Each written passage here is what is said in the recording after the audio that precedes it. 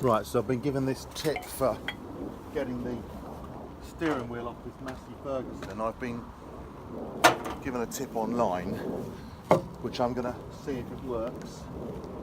Basically, it involves a bit of brute force, but I've tried everything else, I haven't got anywhere. Unfortunately, it's raining today, just at the moment I've decided to do this. So basically, what I've done here is I've put the nut back on. I've tried lubricating it, I've tried levering it. I'm going to try a bit of brute force now by using a bit of a shocker. So I'm pulling up with my knees. See if I can.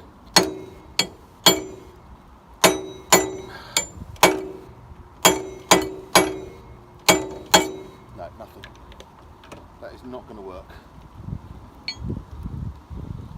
I'm going to give up on that as a method. I will try and get a proper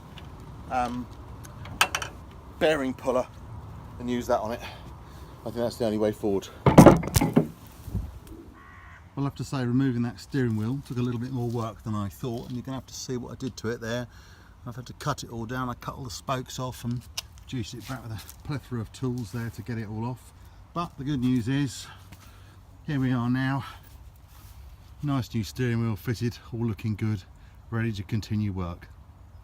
It did take me about an hour longer than I thought, but it's all done.